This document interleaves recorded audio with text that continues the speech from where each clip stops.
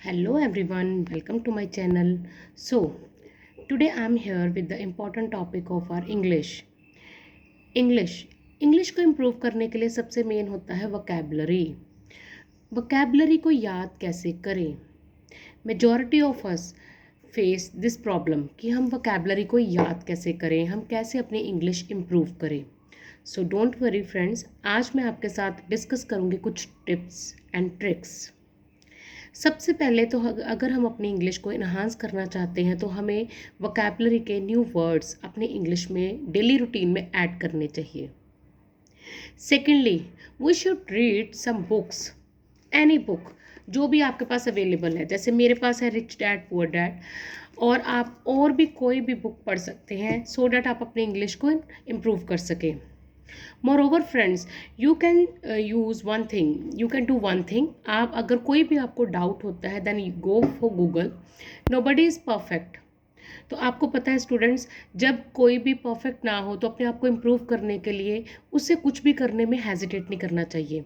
तो अगर आपको कोई वर्ड जब आप रीड करते हो, अगर आपको लगता है कि नहीं ये वर्ड मेरे को समझ नहीं आ रहा, then go for Google app and उसका मतलब आप जानिए वर्ड का और उसे समझिए।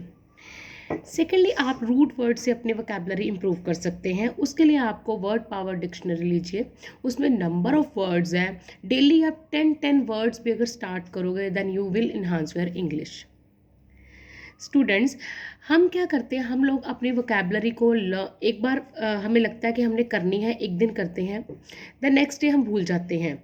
But if we really want to improve our self then हमें क्या करना है, हमें अपनी डेली लाइफ में एक दूसरे को कॉम्प्लीमेंट देना स्टार्ट करना है।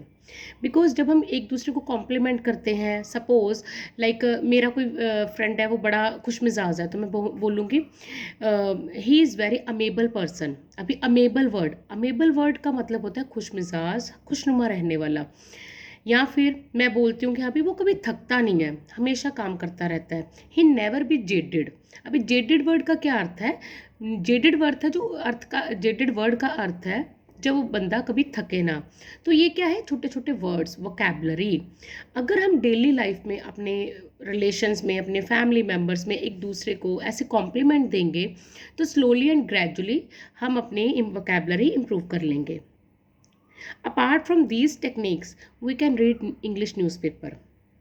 आई नो आजकल किसी के पास टाइम नहीं है, कोई भी बैठ के प्रॉपर 2-2.5 घंटे अपना न्यूज़पेपर को नहीं दे सकता।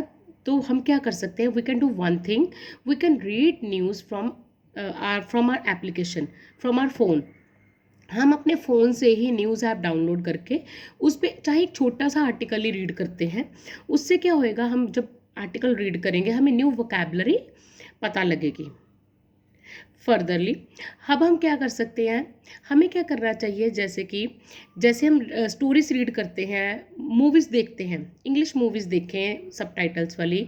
अगर हमें बहुत ज़्यादा डाउट्स हैं, जब हम इंग्लिश मूवीज़ देखेंगे हमें उससे भी हमारे डाउट्स क्लियर होंगे, प्लस हम मोटिवेट होंगे कि हाँ हमें ये आज हमने इतने वर्ड्स सीखे हैं तो again we will do the same thing.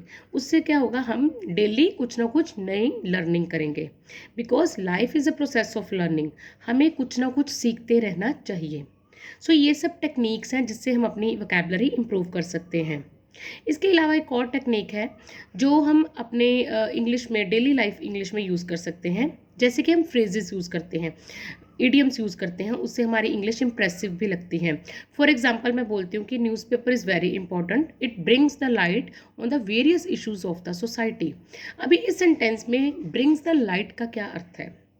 Brings the light का अर्थ है रोशनी डालना, कि जो न्यूज़पेपर है बड़ा इंपॉर्टेंट रोल अदा करता है। उससे हमारी सोसाइटी के जो इश्यूज़ हैं, प्रॉब्लम्स हैं, उसके बारे में हमें पता लगता है। ऐसे ही another example, I can give you another example like falling deaf air means, वैसे तो इसका अर्थ है कि बहरा हो जाना। तो अब हम इसे इंग्लिश में कैसे यूज़ करेंगे सो डैट हमारे इंग्लिश बहुत इंप्रेसिव लगे? Nowadays children are falling deaf ear towards their parents, कि जो आजकल बच्चे हैं ना वो अपने पेरेंट्स को इग्नोर कर रहे हैं, उनकी बातें नहीं सुन रहे। सो अगर हम these kind of phrases idioms अपनी इंग्लिश में यूज़ करेंगे, नॉर्मल लाइफ में भी यूज़ करेंगे, तो उससे हमारी इंग्लिश बहुत ज़्यादा इम्प्रेसिव लगेगी और हमारी वोकैबलरी भी डे बाय डे इम्प्रूव होएगी. And there is another way also to improve your English, which is by subscribing my channel. So please subscribe my channel to get more videos. Thank you and keep watching.